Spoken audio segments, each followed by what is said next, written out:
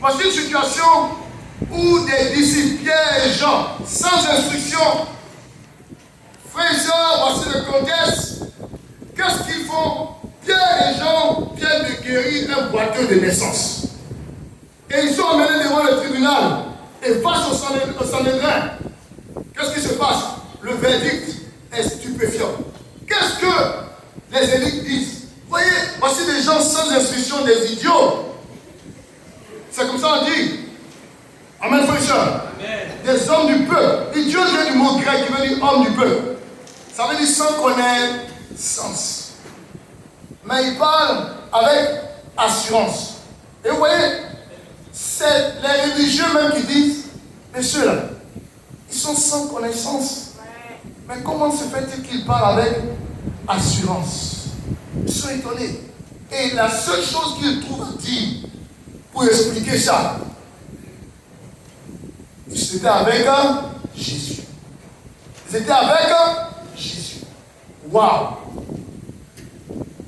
Il regarde ça, il dit, ce que je vois là, c'est pas non. Un idiot ne peut pas parler avec assurance. Mais comment arrive-t-il à faire ça? Il dit, c'est pas possible. Ça là, c'est Jésus. C'est ce qu'on appelle l'empreinte divine. Amen, frère. Est-ce que dans ta vie, il y a une preuve irréfutable de Dieu? Est-ce qu'on peut te voir et puis dire, si ce n'est pas Dieu, ça là, c'est pas possible? Est-ce qu'on peut te voir et puis dire, waouh, ce qui vient de se passer, un être normal ne peut pas faire ça? Frère, l'onction se manifeste une fois que Dieu est reconnu dans ta vie. Amen. Oui, vous savez, le monde, oui, c'est pas ça. Le monde ne crée pas une église pleine de doctrine. Non. Non, regardez Actes 2, 42 à 47, vous verrez. Le monde ne crée pas une église qui fait le programme, qui évangélise. Non, ils savent. Ça. Ils font rien avec. Ils font rien avec. Mais vous voyez, mais imaginez-vous que notre église est remplie de petits Jésus. Des gens qui ont le caractère de Jésus. Regardez Actes 2, 42 à 47. Au verset 47, la Bible dit quoi? Ils estimaient. Ils estimaient qui? Ils étaient estimés de tous. Conséquence? Conséquence? Ils étaient estimés de tous. Ça veut dire que les gens venaient frapper quoi? On rentre aussi. On rentre aussi. Waouh! C'est pas possible. Regarde cette odeur de générosité. Regarde ce parfum de partage. Ça veut dire que les voisins, toujours, ils voyaient l'odeur de manger dans la maison. Eux, ils mangent seulement, ils mangent. Donc le voisin est là. Quand vous voyez ça, vous ne comprenez pas, mais comprenez le contexte. À l'époque, c'est les Romains qui dirigeaient. Et les Romains, l'individualisme était leur marque. Il n'y avait pas de partage, il n'y avait pas. Tout était faux et tout était hypocrite. Et voici que l'église démarre. Et qu'est-ce que les gens découvrent dans cette église? L'authenticité. Waouh! La Bible dit qu'ils vendaient. Ils faisaient quoi? Ils vendaient leurs biens. Et ils faisaient quoi? Ils partageaient entre tous. De telle sorte que dans cette assemblée, il n'y avait pas de précarité. Vous ne pouvez pas vous lisez la partie là, vous dites que c'est avant. Oui, vous dites ça, c'est avant. Ah, c'est avant. On vend nos biens, venir que chacun pour soi et Dieu le pousse. Et Dieu le pousse. Dieu le pousse. Mais regardez cette assemblée. Attends, comme vous lisez, vous ne voyez pas qu'ils vendaient le terrain. C'est pas un vendeur de terrain qui a donné sa finance, on venait plus en mentir. Mais regardez ce qui se passait dans cette assemblée. Ça veut dire que cette assemblée veillait à ce qu'il n'y ait pas quoi? Qu'il n'y ait pas quoi? De manque. Quelqu'un dit de manque. Et maintenant, quelqu'un qui vit sous l'emprise romaine, il regarde ça. Il dit, Les gens sont vrais. Là-bas, on mange seulement. Chaque jour, il mangeait dans les maisons. Chez lui, là, toujours il y a préparation. Toujours il y a cuisine. Toujours on mange. On mange. Frères et sœurs, cette authenticité ne serait pas partagée. Ces fardeaux portés les uns les autres entraîner quoi? La Bible dit que les gens les estimaient. Il dit, pour vous, doux. Pour vous, doux. Et il dit, il veut aussi. Et le Seigneur ajoutait chaque jour à l'église ceux qui étaient. Je veux juste te dire que ton CV spirituel compte moins que ton odeur de Christ. Ton CV spirituel compte moins que ton odeur de Christ. Le monde s'en fout de qui tu es. Le monde s'intéresse à l'odeur de Christ dans ta vie. Est-ce que quand je te vois, je sens Christ? Est-ce que quand je... Dans ta DB là, est-ce qu'on sent Christ? Est-ce qu'on sent Christ? Frère, ça va dans 2 Corinthiens 2, verset 15. Frère, quelle est l'odeur de ta DB? Quelle est l'odeur de ta région? Est-ce qu'on frappe par la porte? Ou bien on fuit quand vous arrivez? 2 Corinthiens 2, à partir du verset 15. La Bible dit, regardez 2 Corinthiens 2 à partir du verset 15. La Bible dit, nous sommes en effet pour Dieu la bonne odeur de Christ. Parmi ceux qui sont sauvés et parmi ceux qui périssent. Amen, frère. Nous sommes à Abidjan, quoi? La bonne odeur de qui? De Christ. Ça veut dire que si quelqu'un veut sentir Christ, il doit venir où? Il doit venir à quel stade? Tu veux sentir Christ? Viens dans ma télé. Tu veux sentir Christ? Viens dans ma région. Quelle est l'odeur de ta région? Quels sont les parfums que tu dégages? Frères et sœurs, n'oubliez pas. C'est là que j'ai compris pourquoi, pendant que Christ est en train de partir, il dit quoi? Il dit, aimez-vous à ceci. À ceci. Quelqu'un répond à ceci. À ceci. L'on saura que vous êtes maître. Ça veut dire quoi? Tu ne peux pas faire ton travail de disciple si on ne te reconnaît pas comme disciple. Avant que tu aies gagné le monde, il doit savoir que tu as quelque chose qu'il n'a pas. Et qu'est-ce que Dieu enseigne? Il dit quoi? Aimez-vous. Ça veut dire que votre amour les uns pour les autres est une marque, est une empreinte divine. Comment va l'amour dans ta bébé? Comment ça va dans ta bébé? Déjà élevé. Amen. C'est parce que si tu n'es plus reconnu, l'onction disparaît. Notre âme fatale, c'est quoi? L'amour. C'est quand ton voisin dit, voisin, quand tu penses à Jésus, dis-moi quel trait de son caractère tu vois en moi.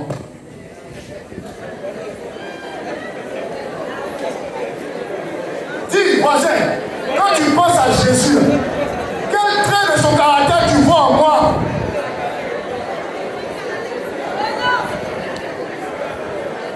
Il y a quelqu'un ici qui dit 0.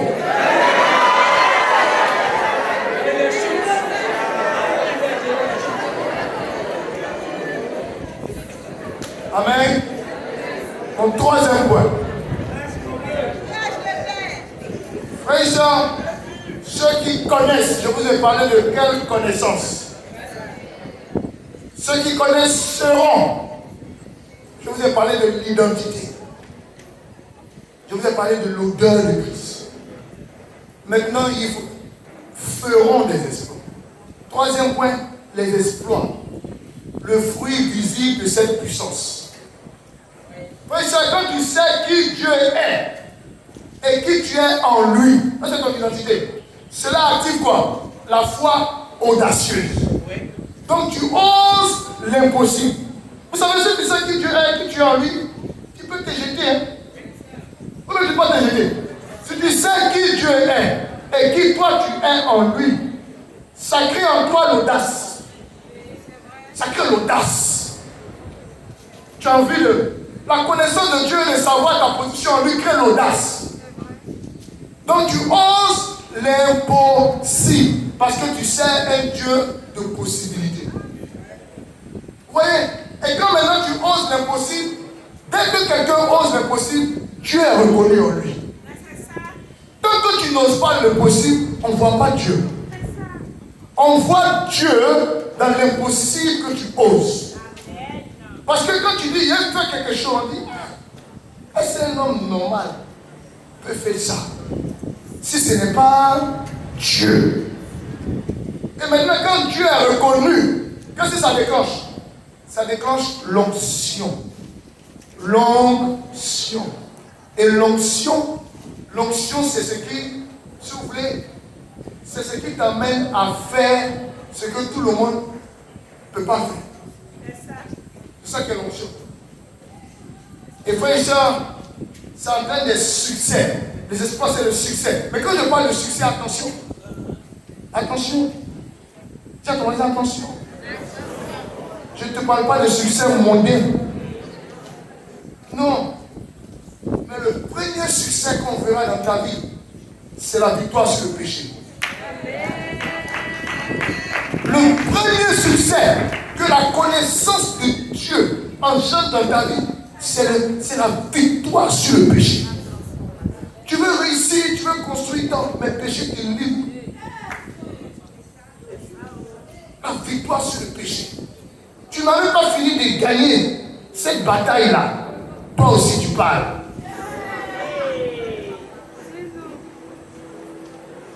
La victoire sur le péché. Oui, sur la Bible dit en Romains 6,14. Allons en Romains 6,14.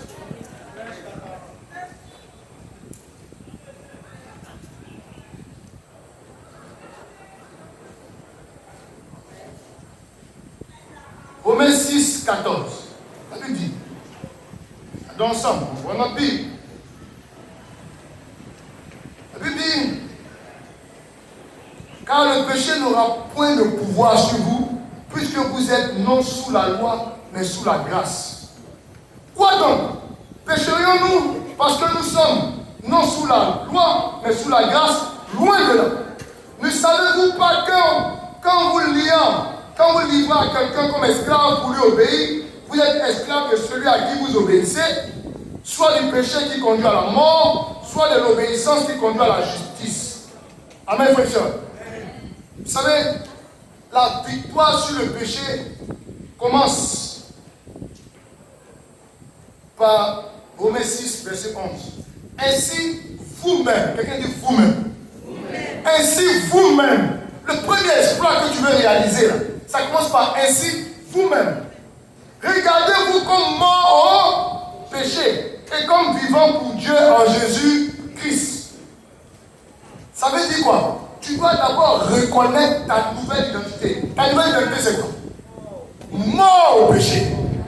Frère, certains se trompent. Ils ne savent pas que c'est la foi en cette vérité qui précède l'expérience. Je vais vous expliquer. Ça veut dire que tu commences à croire que tu es mort au péché. C'est ça qui fait que tu ne pêches pas. C'est pas parce que tu ne pêches pas que tu crois que tu es mort au péché. Est-ce que quelqu'un me comprend? Ça veut dire que ça commence où? Dans ta tête. Et puis la Bible dit quoi? Considérez-vous comme. C'est pas ça? Mais la Bible dit considérez-vous vous-même. C'est pas Dieu qui fait ça. Est-ce que tu as compris un peu? Tu avais dit, je me suis masturbé. Dis, je me suis masturbé. Dis, je me suis masturbé. En réalité, je vais t'expliquer. Tu résistes à la masturbation, mais tu ne te considères pas comme mort à la masturbation. Parce que si tu résistes à quelque chose, il y a des jours où tu tombes dedans. Mais si tu te considères comme mort, ça ne passe plus chez toi. Parce que tu es mort. Donc vous voyez, le fait de revenir sur un péché, ça veut dire que tu n'as pas cette identité de mort à ça. Donc tu ne crois pas. Donc tout ce que tu sais, c'est on ne doit pas faire ça. Donc quand tu penses qu'on ne doit pas faire, c'est qu'il y a la possibilité de faire. C'est pour ça que tu penses qu'on ne doit pas faire. Oh, ton identité a changé. Est-ce que tu penses qu'on ne doit pas faire? C'est le même. C'est pas à l'ordre du jour. C'est pas à l'ordre du jour. Amen, frère et soeur. Vous avez dit, considérez-vous, vous-même. Frère et soeur, je vous ai parlé de la clé. Hein? C'est pas Dieu qui tourne. C'est toi-même qui tourne. Considérez-vous vous-même. Tu n'as pas de responsabilité. En fait, tant que tu ne te considères pas comme mort, tu vas te réveiller. Amen, frère et soeur. Mais un mort, même quand il veut, il ne peut pas. Ça ne marche pas. Ça ne fonctionne pas. Parce qu'il est mort. Amen. Mais tu es couché, mais tu ouvres ton œil. Tu dis, oh Dieu, on n'a qu'à se coucher. On n'a qu'à faire comme si on est. Mais dès que tu fais comme si tu es mort, tu vas te réveiller. Certains font comme s'ils sont morts à l'égalité. Ils font comme. Tant que tu fais comme, un jour arrive, tu vas faire ça. Amen. Et la deuxième chose, c'est au verset 13. Tu veux vaincre le péché? Regarde le verset 13. Romains 6, verset 13 dit quoi? Romains 6, verset 13 dit: ne livrez pas vos membres au péché comme des instruments d'iniquité, mais donnez-vous vous-même encore à Dieu comme étant vivant de mort que vous étiez, et offrez à Dieu vos membres comme des instruments de justice. La Bible dit: offrez-vous vous-même. Ne livrez pas vos membres au péché, mais livrez-vous vous-même à Dieu. Amen, frère. Ça veut dire quoi? Ton libre arbitre, ta capacité de décider là. Toi-même, tu décides de faire quoi? Tu décides de faire quoi? Tu décides de prendre tes membres là pour donner à qui? À Dieu. Toi-même, tu prends ton temps pour donner à qui? À Dieu. Toi-même, tu prends ton intelligence pour donner à qui? À Dieu. Toi-même, tu prends ta jeunesse pour donner à qui? À Dieu. Toi-même, tu prends tout ce que tu es pour donner à qui? À Dieu. Mais j'ai un problème. Voici quelqu'un qui était à DSTV. Il se désabonne. Maintenant, on dit, toi-même, abonne-toi à Canal. Mais il dit, il a quitté DSTV, mais il ne m'abonne plus. Tant que tu as quitté DSTV et que tu ne t'abonnes plus à Canal, tu vas regarder quoi? Tu ne vois pas que le fait de ne pas t'abonner à Canal va te ramener à DSTV. Parce que la connaissance que tu as, c'est ce que tu avais vu où? À DSTV. Offrez-vous vous-même. Certains ne se donnent pas eux-mêmes. Eux-mêmes. Laissez-moi vous dire, on ne peut jamais te pousser à t'offrir à Dieu. Jamais. Mais t'offrir à Dieu, ton abonnement aux choses de Dieu, te protège d'un réabonnement à quoi? À DSTV.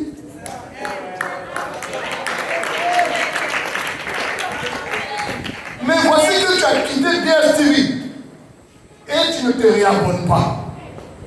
Et certains sont ici qui ne se réabonnent pas. On les connaissait, on connaissait leur force, leur énergie dans le monde, leur intelligence dans le monde, leur force dans le monde, leur capacité dans le monde. Et ils deviennent disciples. Et ils ne s'abonnent pas à Dieu. Il ne fait plus rien. Il n'a pas le temps. Il est occupé. Son intelligence, là, il prend, il garde. Et il dit qu'il résiste à DSTV. On verra bien. Parce que c'est ton abonnement à Canal, là, qui te garde un retour à DSTV. Donc, abonne-toi aux choses de Dieu. Qu'est-ce que tu fais pour Dieu volontairement? Il y va de ta vie et de ta survie. Nous ne choisissons pas ça. C'est le moyen pour arriver au ciel. Nous nous abonnons. Nous utilisons notre sagesse, notre intelligence, notre réflexion. Comment je vais organiser? Où je vais emmener cette DP? Ah, je connais le principe de temps. Dans les finances, on fait comme ça. Je vais diriger mon ministère comme ça. Je vais faire ça comme ça. Je vais organiser comme ça. Je vais découvrir une méthode, je vais appliquer ça comme ça. Quand tu fais ça, ça veut dire que tu as pris tes membres, ta tête, ton intelligence, ton temps, tes capacités et tu les abonnes à Dieu. Seigneur, pour toi. Seigneur, pour toi, mon intelligence. Pour toi, ma jeunesse. Pour toi, ma force. Frère et soeur, si tu ne fais pas ça, tu vas tomber. C'est pour tenir que tu nous voix zélée. Attendez, qu'est-ce que vous croyez? Donc moi, je suis là, je viens au culte, je retourne à la maison, je viens au culte, je retourne à la maison, je ne fais rien. Qu'est-ce que vous croyez? Qu'est-ce que vous croyez alors que j'ai vu plein de choses à DSTV? Mais j'ai allumé DSTV. Et quand j'ai allumé DSTV c'est After Work. Quand on me cherchait, j'ai dit, mais je connais comment on ment. Ou bien je ne sais pas comment on ment. C'est parce que celui qui dit là-bas qu'il ne sait plus mentir. Ou bien attends frère et soeur. Ou bien je ne connais pas comment on ment. Je sais comment quand ma remise m'a demandé tu es où. Il dit, il vient. Il vient tout de suite. Je ne suis pas trop loin dans le quartier. Mais je connais ça. Donc pour ne pas repratiquer ça, je m'abonne à autre chose. Amen, frère et soeur. Amen. Bon, il y a des choses que tu connaissais avant d'être disciple. Vrai ou faux? Tu es capable de monter des projets. Tu es leader né. Il y a des leaders nés intelligents. On te connaissait, tu as eu bac, mention. Tu as eu pouce, tu es parti. Ouais, toute ton énergie. C'est quand tu ne te connais pas qui te néglige. Toi-même, tu te connais. Génie intellectuel, c'est toi. Amen. Mais tu vois, quand tu es devenu disciple, tu n'abonnes pas ça à Dieu. Et tu penses que parce que tu es à Dieu, tout ça là c'est fini, tu ne dois plus pratiquer. Non. On dit prends ça et abonne ça à Dieu. Il y a des comptables ici. Combien il n'y en a pas? Il y a des génies informaticiens ici. Mais ils ne font pas l'informatique pour Dieu. Il y a des managers ici. Il y a des gens d'audiovisuel ici. Il y a tout ici. Mais pour lui, devenir disciple, puisque quand il faisait ça, c'était dans le monde, il s'entraînait le péché. Quand il devient disciple, il coupe. Et il ne s'abonne plus. Pardon, abonne-toi. Dis voisin, abonne-toi. Et ensuite, quand tu offres tes membres, il faut faire quoi? La Bible dit marchez dans l'esprit. Galates 5,16. Marchez dans l'esprit et vous n'accomplirez plus les désirs de la chair. Ça veut dire, frères et sœurs, ce n'est pas un effort qu'on fait pour ne pas accomplir les désirs de la chair. Pour ne pas accomplir les désirs de la chair, on ne se concentre pas.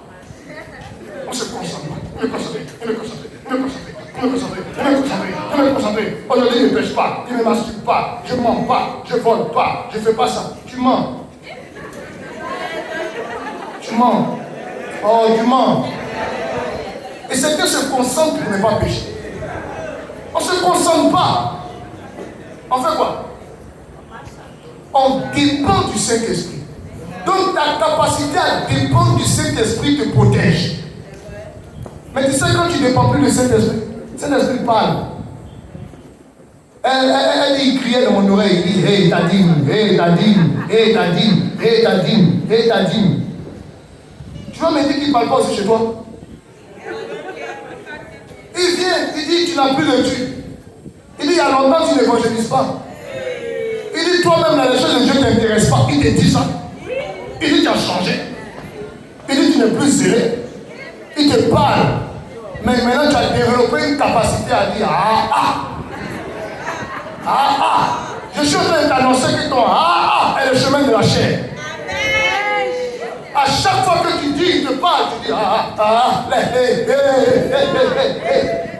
tu es en train de retourner aux choses de la chair.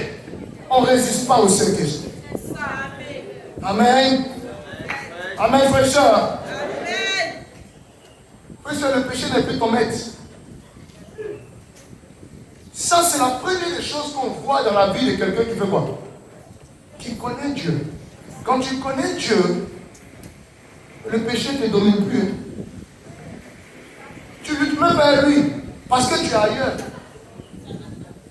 Est-ce que tu me comprends? Mais vous-même, vous savez que quand tu es zélé, là, il y a des choses que tu ne fais plus. Et dès que tu deviens oisif, ça vient. Vous-même, vous ne voyez pas ça. Donc, si tu sais que quand tu es zélé, il y a des choses que tu ne fais pas. Et que quand tu deviens oisif, ça revient. Mais reste zélé. Mais tu veux être oisif sans que ça ça devienne. Mais ça, c'est faux. Dès que tu es oisif, tu vas chercher des sites pornographiques. Mais si celui avec qui tu étudies là t'a donné rendez-vous à Yoko quand tu es parti, n'est pas là, et que tu retournes le lendemain, et que tu rentres à 22h, toi tu as le temps pour y aller sur pornographique. Quand tu es assis, même tu dis Seigneur, tu es formidable. Il te donne rendez-vous, il vient, il te fatigue, il te ment. Toi, tu vas décider de prier, de jeûner. Donc tu vois, tu es occupé aux choses de Dieu. Donc le péché, ça arrive à qui? Est-ce que ça arrive à les gens qui ne sont pas fils de Dieu? Mais ça arrive à ceux qui ne reconnaissent pas leur nouvelle identité. Amen. Donc la première victoire que tu dois avoir qui vient de la connaissance, c'est ta vie de sanctification. Amen. Frère, c'est comme ça qu'on sait que quelqu'un connaît Dieu. Plus tu connais Dieu, il y a des choses dans lesquelles tu ne retrouves plus. Attends, tu ne vas pas voir un Dieu quand tu es sorti de prison à 3h du matin que tu as joué. Ou bien, aïe, quand même une fille arrive, elle va bisou, tu dis bisou, prison, sortie, 3 heures, bisou, pardon, faut partir. Il faut. Ton enfant malade, tu ne sais pas comment t'en sortir, tu n'avais rien. Et puis un miracle se produit, et l'argent arrive. Ton enfant doit s'inscrire, bouche, t'ont fermé. Et puis on te rappelle, on dit viens, ton nom est là. Quand tu sors, un monsieur dit, tu es mignonne, hein. Aïe! Aïe de moi! Quoi?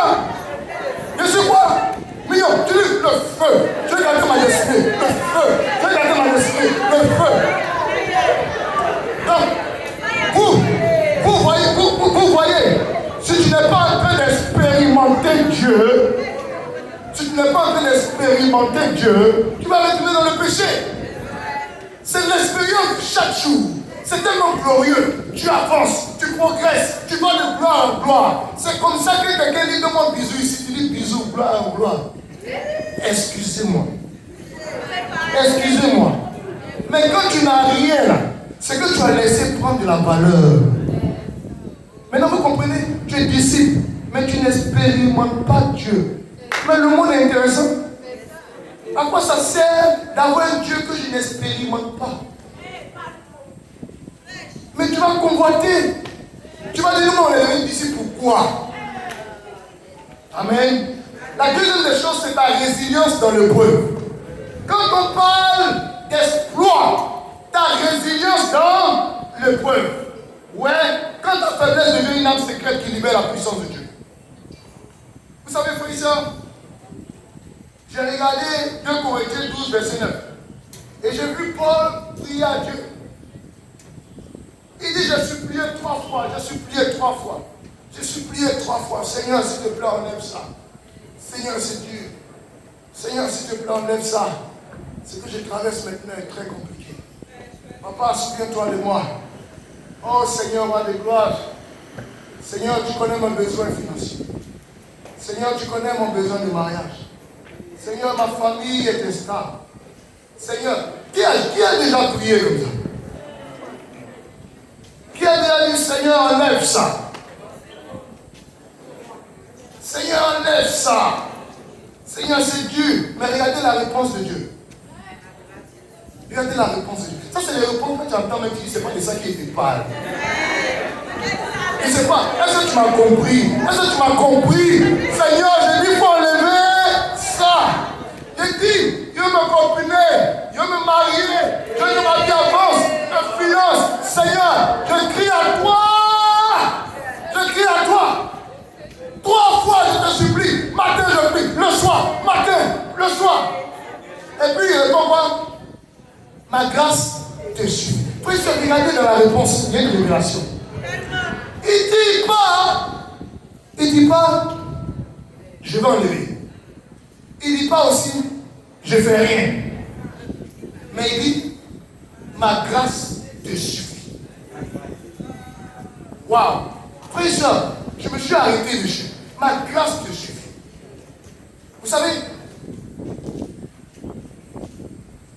il a amené Paul à avoir un autre regard sur les charmes qui est dans sa vie. Est-ce que vous savez que c'est la grâce qui te rend capable de voir l'épreuve que tu traverses d'une autre manière? Ce n'est pas l'épreuve qui s'en va. Il dit, ce n'est pas l'épreuve qui s'en va.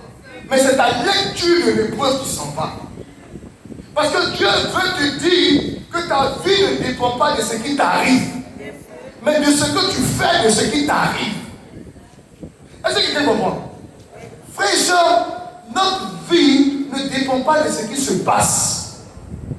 Mais notre vie dépend de ce qu'on fait, de ce qui se passe. Ça veut dire que quelque chose se passe dans ta vie. Tu dis, Seigneur, enlève. Il dit, non, ma grâce te suffit. C'est-à-dire que je te donnerai la capacité de lire ce que tu traverses là d'une autre manière. C'est ça la grâce. Amen. Oui, parce que tu passes tout ton temps à contrôler ce que tu ne peux pas contrôler. Seigneur, ça, il dit, laisse ça. Laisse ça. Laisse ça. Ta puissance est dans ta capacité à laisser ce que tu ne peux pas contrôler. Pour te concentrer sur ce que tu peux contrôler. Est-ce que tu es capable de laisser ce que tu ne peux pas contrôler? Pour te concentrer sur ce que tu peux contrôler. Oui, c'est l'orgueil qui nous amène à vouloir tout contrôler. Et chaque fois, Dieu nous rappelle que tu ne peux pas. Mais maintenant, tu vas t'épuiser, tu vas maigrir, tu vas fondre. Tu vas mourir dans le désir de contrôler l'incontrôlable. Or, il y a une partie qui est contrôlable. Que dans cette circonstance que toi tu as. Concentre-toi dessus. Amen, frère et soeur. Et dans l'épreuve, qu'est-ce qu'il fait? Vous savez que c'est dans l'épreuve que Dieu déplace notre source de force. Avant, tu disais, moi je suis capable. Quand ça arrive, tu dis, Dieu est capable. Tu dis, Christ en moi me rend capable. On dit, mais ça a changé. Hein? Avant, tu disais que tu étais capable. Maintenant, tu dis, Christ en moi me rend capable. Et ce qui me plaît avec l'épreuve, quand j'ai vu la vie de Gédéon et la vie de David, j'ai vu qu'il utilise ça comme une plateforme de démonstration. Est-ce que vous savez que ce que tu traverses est une plateforme de démonstration? Oui, mais rappelle-toi. Moi, je me rappelle, on était au plateau là-bas. On était au plateau. Je faisais le culte là-bas. C'était le culte là-bas et puis on allait fêter. On allait manger, c'est le moment où on allait faire fête. Les jumeaux venaient d'arriver. C'est là que j'ai dit, ah Seigneur, quand tu as un problème là, au fait, tu prépares quoi? Tu prépares une démonstration. Moi, beaucoup chercher un. Dieu dit, tu cherches un. Ça, c'est la première fête. Il me rappelle cette fête-là. Un. Il vient pour toi. 2. Sans problème, quelle opportunité Dieu a pour faire une démo? Où? Comment il va faire une démo? Il s'appelle miracle. Or, miracle, c'est qu'il y a une situation impossible. Mais toi, tu dis le Dieu de miracle. Ah! Quand tu dis le Dieu de miracle, lui aussi dit, je vais envoyer l'impossible. Mais quand l'impossible arrive, tu dis enlève. Il dit non, miracle arrive. Il dit non, Seigneur, enlève. Et comment? Vous savez comment on sait que quelqu'un a passé ce cap-là et qu'il est devenu fort? Quand il prie, il ne dit plus, Seigneur, enlève ceci. Mais il dit, Seigneur, révèle-toi dans ceci. Oui, il dit, c'est différent. C'est différent, non? Enlève ceci. Et puis maintenant, tu passes à quoi? Révèle-toi. Seigneur, révèle-toi dans ma galère. Montre-moi de quoi tu es capable. Seigneur, révèle-toi dans mon copinage. Seigneur, révèle-toi dans mon mariage. Seigneur, révèle-toi. Viens démontrer qui tu es. Ce que j'ai vu hier, je veux le voir encore aujourd'hui. Sans peine, tu as fait de moi un pharmacien. Seigneur, tu ne passes pas. 3 heures du matin, tu m'as fait sortir de prison. Un pistolet sur ma tête, tu as enlevé. Seigneur, je n'avais jamais fait de cours d'anglais. Mais tu m'as fait admis dans l'université anglophone à Nairobi. Je m'assois à la maison, je dis, Seigneur, quel message tu me donnes sur moi? Comment j'ai peur de moi? J'ai peur de moi. En m'agresse, tu prends tout et tu me laisses la Bible. En un jour, tu m'équipes. Et tu me permets de monter une société.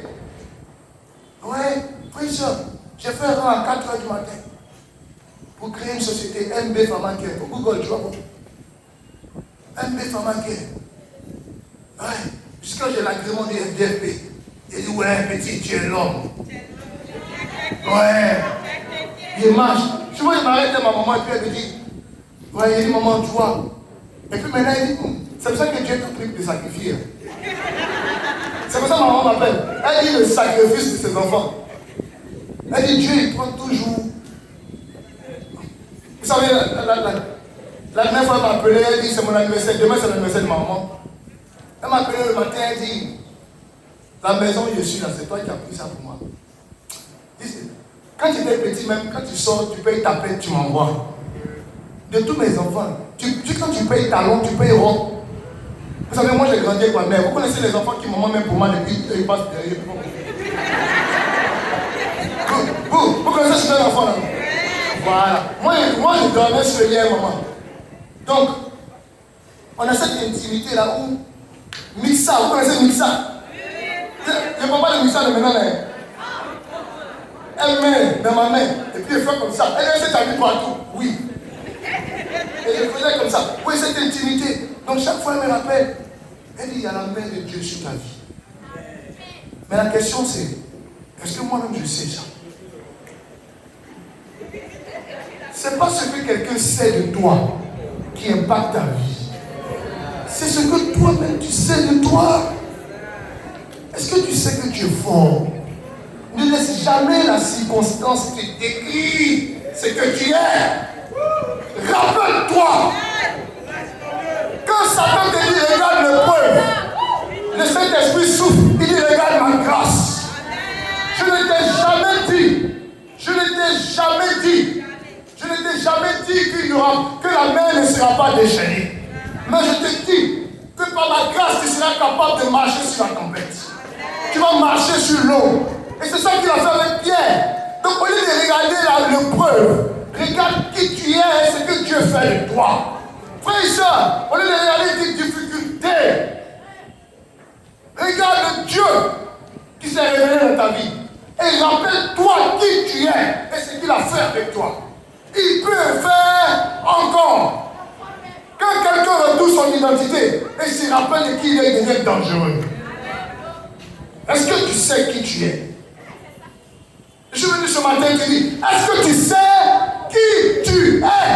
Si tu sais qui tu es, tu ne laisseras jamais l'épreuve te faire pleurer. Si tu sais qui tu es, tu vas rappeler à l'épreuve que le Dieu qui m'a libéré du lion et de l'ours, comme Daniel a dit, il le fera encore. Amen, frère et soeur. Sans rien, sans père, il m'emmène au sommet. Je sais qui il est. Sa grâce me suffit. Sa grâce me suffit. Il dit ta grâce me suffit. Parce que c'est dans ta faiblesse. C'est dans ta faiblesse que ma puissance. C'est dans ta faiblesse que ma puissance se manifeste. Donc ne pense pas que ta faiblesse dans laquelle tu te trouves là, elle a fait. C'est pas parce que toi tu n'es plus puissant que Dieu n'est plus puissant. Amen, frère et soeur. J'ai trouvé des situations dans lesquelles j'étais plus puissant. Mais Dieu m'a montré que c'est quand tu n'es plus puissant que ma puissance commence. Amen, frère et soeur. Amen, frère et soeur. Et ça, la résilience devant l'épreuve est un signe que tu connais Dieu. Que tu connais Dieu. C'est de cette connaissance-là que je te parle. La victoire sur le péché est un signe que tu connais Dieu. La résilience dans l'épreuve est un signe que tu connais Dieu.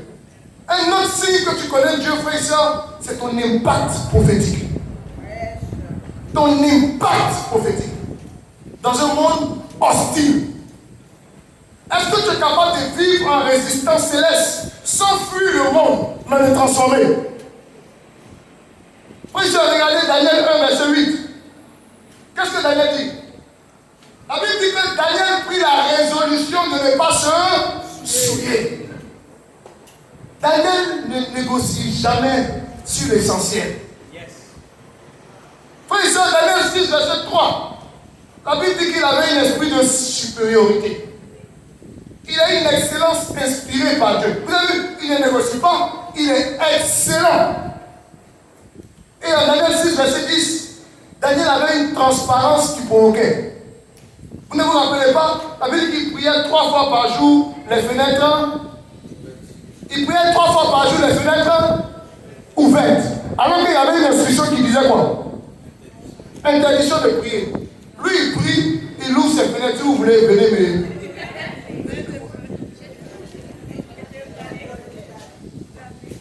Est-ce qu'on te connaît au quartier sur tes convictions? Ou bien tu fermes tes fenêtres? Est-ce que tu es connu au travail sur ce que tu es? Vous avez vu Daniel? Daniel ne transigeait pas. Il était transparent. C'est ce qu'on appelle, Daniel avait une vie qui forçait le respect.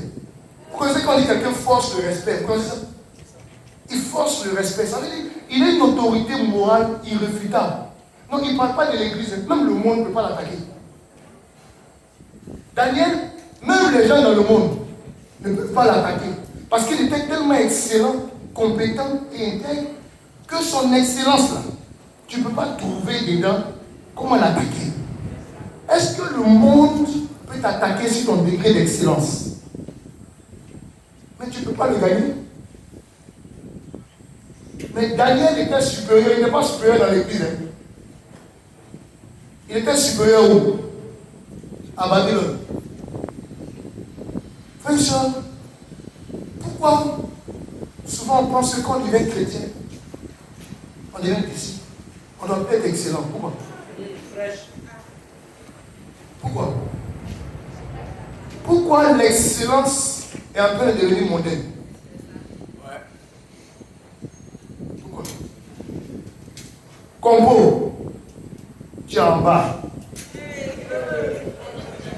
On doit jeûner et prier pour voir si tu as passé. Et le monde, ils ont fini de passer.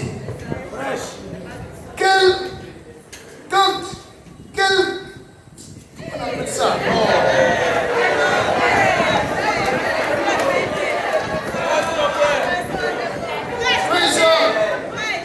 Est-ce que tu as une cohérence de vie qui désarme l'opposition? La cohérence de ta vie. Toi tu dis, assieds-toi. Par exemple, Psaume 119, verset 1 à 2. Lis le bonheur. Le bonheur, cherche le bonheur. Le gars avec qui tu es assis là, il te regarde. Il dit quoi même? Toi tu as trouvé. Toi tu as trouvé. Tu es sûr? Tu as trouvé? Ta vie ne ressemble pas à ça. Je ne vois pas de cohérence en ce que tu enseignes et ce que tu vis. Frère, ta vie me fait pitié. Je ne vois pas de cohérence en ce que tu annonces et ce que tu vis. Et toi, tu veux m'impacter. Tu veux m'impacter alors que ton message est différent de ta vie. Tu veux m'impacter? Tu veux, frère, Daniel, il était cohérent avec sa vie. Amen, frère. Il était tellement cohérent que ça désarmait l'opposition. Oui, ça désarme. La cohérence désarme. Vous savez ce qui m'a plu avec lui? Regardez sa constance. Depuis son refus de prendre les mains jusqu'à la fosse au lion. Même chose. Il est resté constant. Mais même le monde sait que tu n'es pas constant. Même le monde sait que tu n'es pas constant. Et ça détruit ton intégrité, ta capacité de le transformer. Tu n'es pas constant. Tu m'enseignes des choses que tu ne pratiques pas. Tu n'es pas constant. Et donc, qu'est-ce que ça fait? Ça détruit ton autorité morale. Frère, je regardez Daniel, sa fidélité a traversé les décennies. Les rois passent. Daniel est fidèle. il restait fidèle avec ses frères jusqu'où?